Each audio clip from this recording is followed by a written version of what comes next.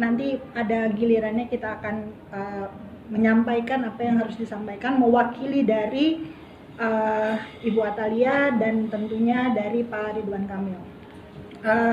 Teman-teman media, pada kesempatan ini pula kami mau menyampaikan bahwa pada hari ini, tadi sore tepatnya, mediasi perkara yang sudah didaftarkan oleh Ibu Atalia, gugatan perceraian terhadap Bapak Ridwan Kamil, mediasinya sudah dilakukan, yang dihadiri langsung oleh prinsipal, didampingi oleh para penasehat hukumnya, gitu ya, masing-masing. Jadi tadi Ibu Atalia sudah hadir, Bapak Ridwan Kamil juga sudah hadir, dari mediator Pengadilan Agama juga ada, gitu, yang ditugaskan oleh Pengadilan Agama, dan hasilnya adalah ada beberapa kesepakatan yang disepakati. Tentunya saya juga belum bisa sampaikan di sini ya, karena kan formatnya tetap perceraian itu tertutup. Namun yang hal lainnya adalah bahwa mediasi kemudian akan bergulir ke agenda persidangan, gitu.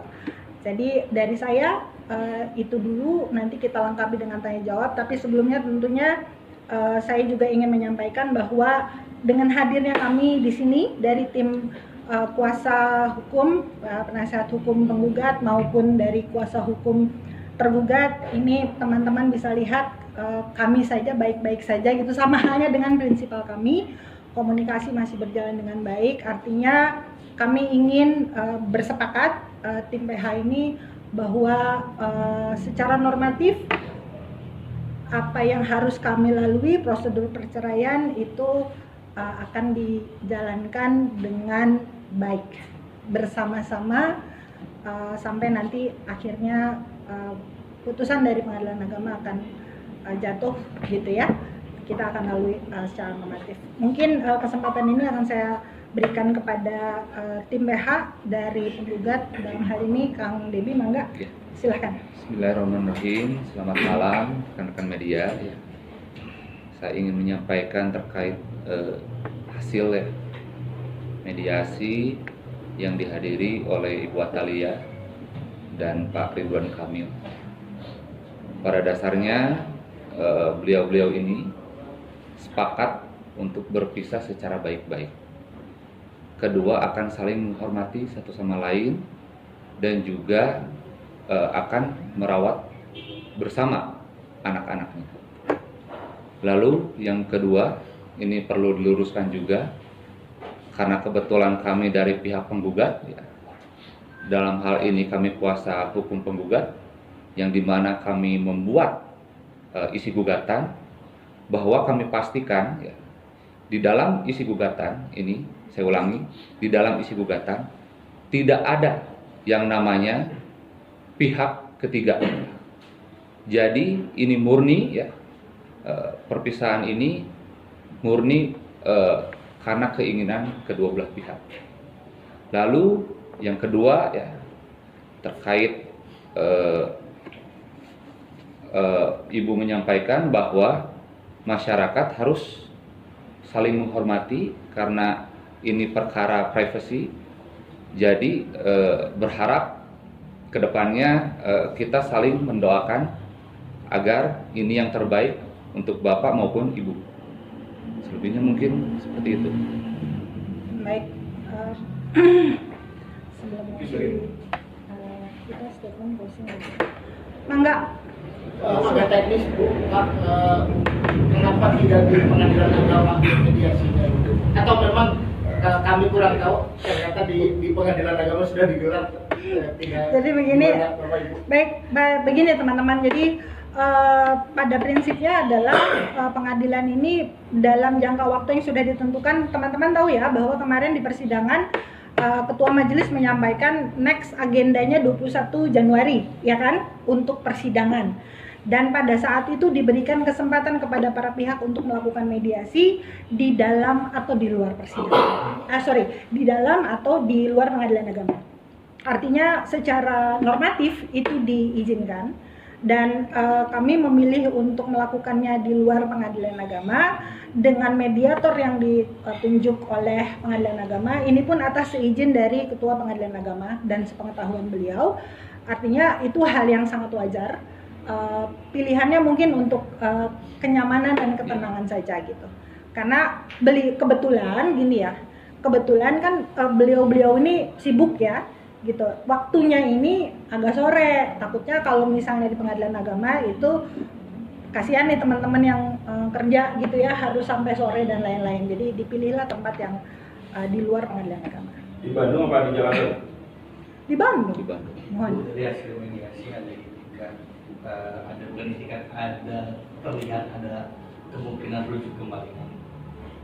Kang? Ya, terkait hasil mediasi, Bukan saya, ada gambaran untuk pandangan maka rujuk. ya, tadi saya ulangi lagi ya, bahwa hasilnya Bapak dan Ibu ya, bersepakat untuk berpisah dengan baik-baik. Ya, gitu.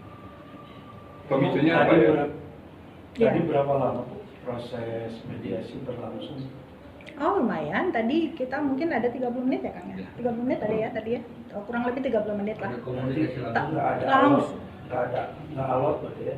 Enggak, Enggak, lancar. Yang menjadi pemicunya apa tuh? Kalau pemicu karena ini ranahnya privat ya, dan ada aturan yang mengatur, jadi kita tidak bisa publish terkait sebab akibatnya. Berarti nanti tinggal nunggu tanggal 21 ya? Atau gimana? Nah, jadi mekanismenya begini teman-teman.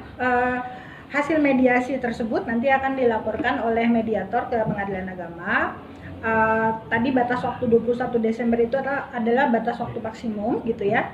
Tetapi pengadilan agama boleh kemudian mengagendakan sidang pertama itu lebih cepat karena kan hasil dari mediasi sudah ada. Jadi tidak usah dimaksimalkan ke tanggal 30. Nanti kita tinggal lihat bagaimana pengadilan agama ini, kita tinggal nunggu relas panggilan. Nah, kapannya kami belum tahu. Kalau mediasi itu cuma satu kali atau ada beberapa kali lagi gitu? Sekali, karena sudah ada hasilnya. Sudah ada Tapi hasil. kalau tiba-tiba di tengah jalan berubah pikiran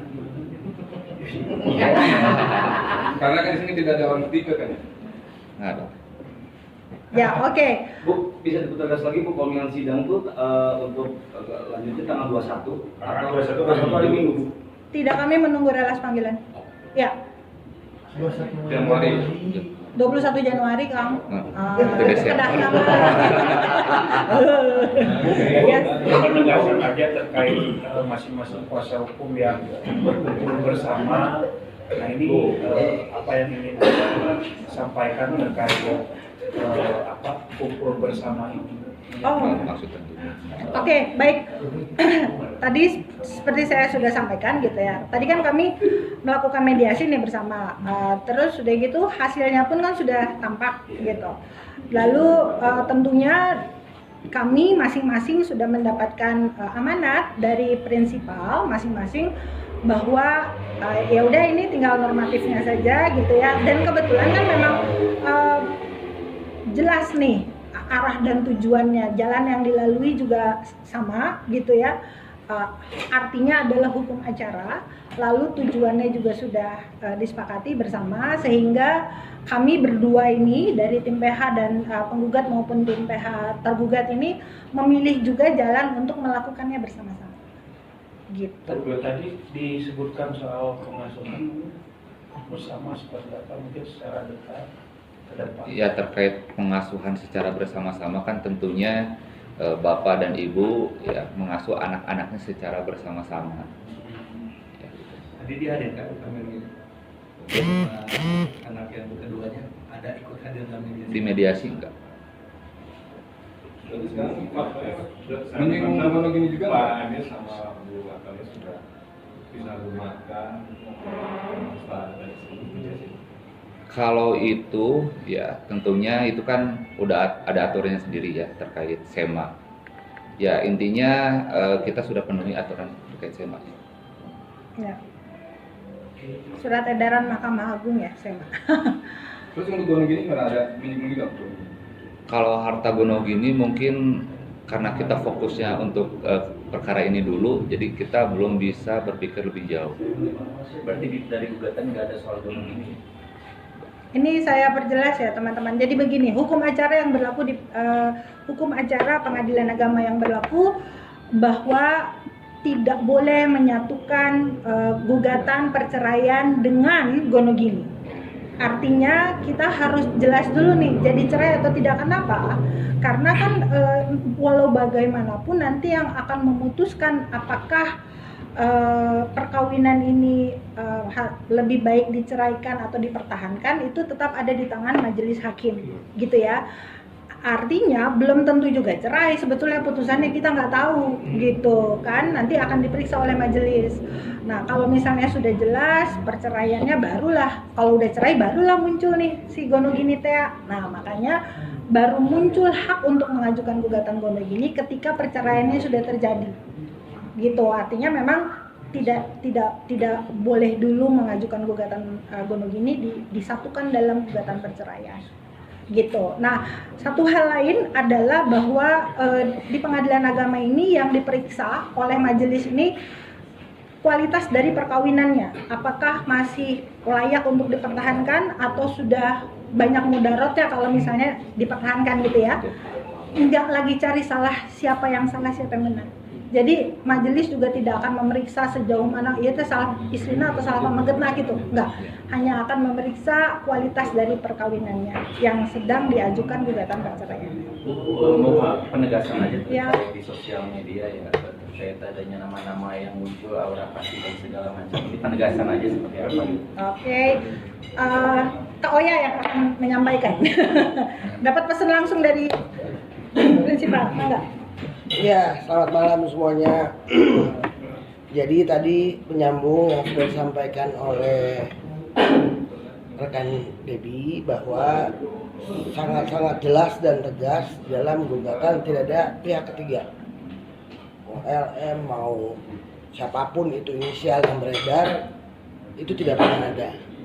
Nah, saya juga sekalian mau menghimbau kepada rekan-rekan wartawan untuk menghentikan spekulasi-spekulasi pemberitaan-pemberitaan yang tidak jelas, karena kami juga harus menjaga masing-masing perasaan kedua belah pihak supaya ini bisa berjalan dengan baik, dengan teduh, sehingga tidak ada narasi-narasi atau spekulasi-spekulasi yang ditimbulkan untuk kepentingan pemberitaan.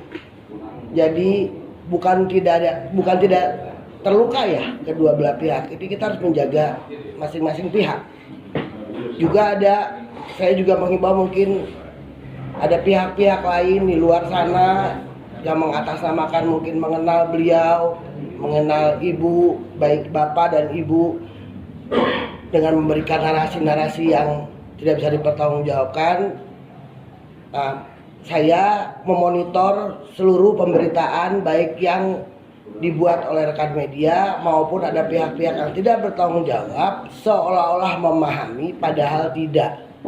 Yang memahami betul sebab ini adalah bapak dan ibu, juga kami para kuasa hukum dari kedua belah pihak.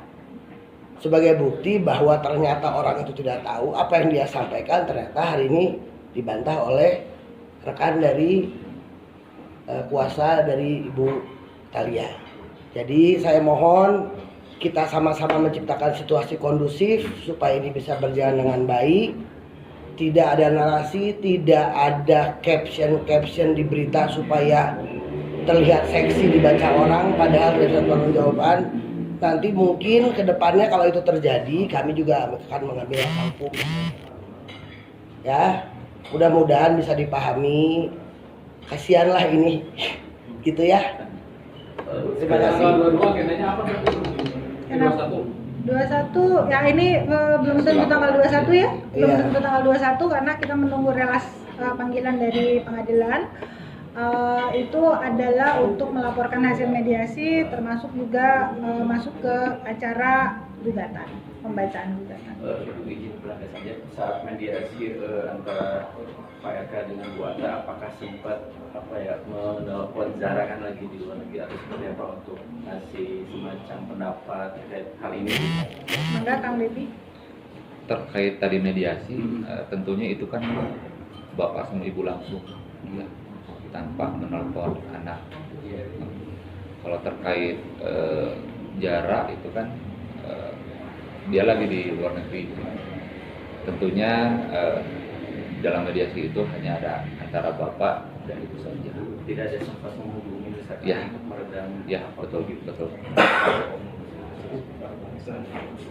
Oke, Udah cukup teman-teman.